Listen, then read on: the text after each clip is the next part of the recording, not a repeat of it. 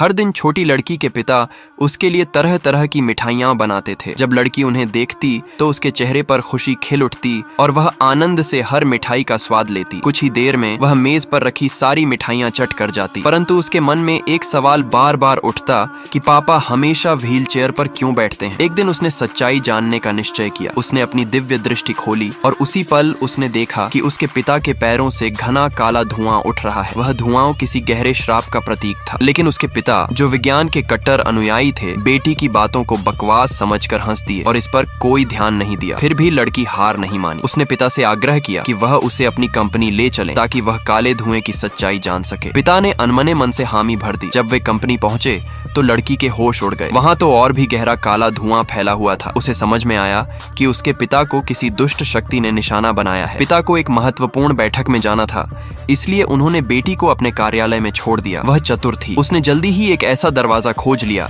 जहां से काले धुएं का गुब्बार निकल रहा था। जब उसने उसे खोला तो दरवाजे की दरार में एक शापित ताबीज फंसी हुई दिखी। लड़की उस दरवाजे के पीछे बने रास्ते पर बढ़ चली। वह रास्ता उसे एक ऐसे कार्यालय तक ले गया जहां कोई काला धुआं नहीं था, बल्कि वहां से सुनहरी शुभ रोशनी निकल रही थी। जैसे ही वह दरवाजा खोलने ही वाली थी, उसके पिता वहां आ पहुंचे। उन्होंने सोचा कि बेटी बस खेल रही है, पर लड़की ने गंभीरता से कहा कि पापा, मैंने श्राप का स्रोत ढूंढ लिया है और मैं आपके पैरों को ठीक कर सकती हूँ। पिता को उसकी बात पर भरोसा नहीं हुआ, फिर भी वह उसके साथ उस सुनहरी रोशनी वाले कमरे में गए। वहां लड़की ने अपनी आंखें बंद की, हाथ जोड़े और जादुई ऊर्जा अपने पिता के पैरों में प्रवाहित की। अगले ही क्षण 3 साल से व्हील चेयर पर बैठे पिता अचानक खड़े हो गए। उनके आंसू छलक पड़े और बेटी खुशी से झूम उठी, पर उसने तुरंत कहा कि पापा, आप बाहर जाइए, मैं आपका शेष श्राप मिटा दूंगी। जैसे ही उसने काले धुएं को नष्ट करने के लिए जादू किया, वह धुआं कांपने लगा, मानो डर गया हो। पर तभी वह शक्ति जिसने यह श्राप रचा था स्वयं प्रकट हो गई और उसने लड़की को रोकने की कोशिश की। कमरा थर्रा उठा। अब यह सिर्फ